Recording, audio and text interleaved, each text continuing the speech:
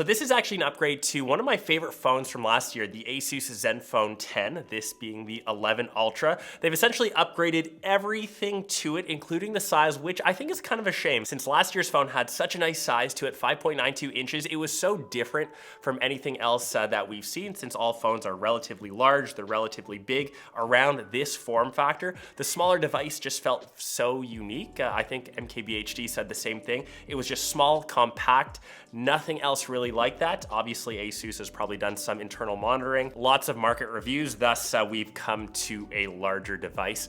A little bit sadly though. So this is 6.78 inches. Maybe that's why they have that Ultra name. It's got a really slick design to it. So it actually mimics the Asus laptop lineup. It has their 30th logo kind of embossed on the back. It's this little upside down or sideways triangle. And I think they are doing a really good job at making their products a bit more uniform, a bit more identifiable. And it just feels like a very solid and hefty phone. So around we have all aluminum.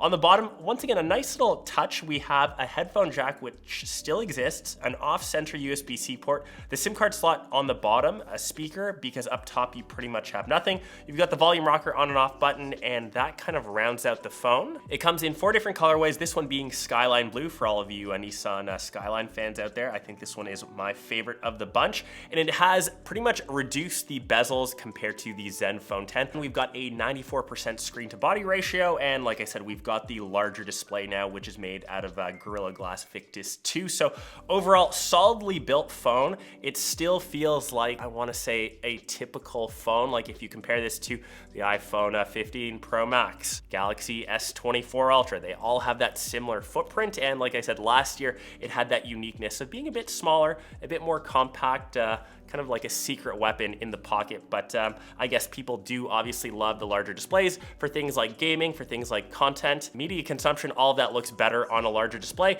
And I guess on the flip side, they do have a larger battery. So this actually has one of the largest batteries in a smartphone, 5,500 milliamps. And typically when I do like a full day's use, even on another flagship, I'm kind of near the end, I can comfortably say this should last you 2 days of usage. With the battery, we have an improved 65 watt fast charging, still 15 watt wireless charging, so it will charge faster. Unfortunately, they've skimped out on the box this year. There is no power brick compared to the Zenfone 10. I guess that's pretty like part of the course these days with most phones, but it still has a pretty chunky box. It is biodegradable now, made out of recycled plastics. It does nicely come with a case though, which is also recycled plastics. Always nice to get some form of accessories, but that's pretty much all you get inside. To the actual performance, so this is also updated with the latest internal. So we've got the Snapdragon 8 Gen 3. Obviously, this being a flagship, everything that you throw at the device is lightning quick and fast, whether that's multitasking.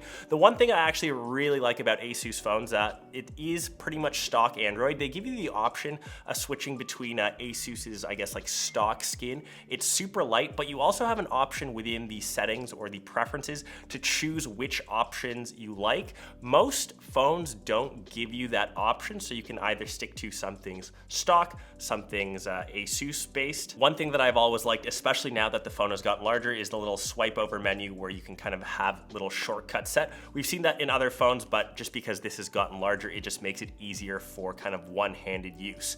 To the last part, I guess, which has seen another big change. So the camera module, before we saw the 2 cameras, that was the wide and ultra wide. We now have a telephoto within it. So it's a 50 megapixel main, same 13 megapixel ultra wide, and a 32 megapixel telephoto. I'll leave some sample shots here, nice and crisp. Obviously, I was testing it out on a fairly sunny day. We've seen other phones with that IMX8090 Sony sensor, so it's nothing too kind of revolutionary. It's solid, once again, near the top for being a flagship, but that's kind of like what I feel about this phone. It doesn't have anything to make it a bit different. I love the small form factor of last year. I love the fact that they still have a headphone jack. I wish they made like an 11, and this being the larger one, the 11 Ultra, and I think a lot more people might gravitate towards that. But let me know your thoughts down below.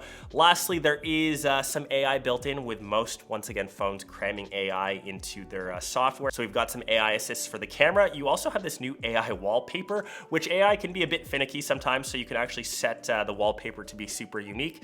It's sometimes a bit of a hit or miss, but the nice thing about AI, it gets a bit better over time and with updates. But yeah, that's kind of my thoughts on the Asus Zenfone 11 Ultra. We should honestly start a petition down there to just make these smaller standard 11. Asus, if you ever watch this, please do make that. You'll make a lot of fanboys happy. It is a really nice design, honestly, one of my favorites. It's still something super simple, unique. Not a lot of people will rock this device, which is also a very unique thing.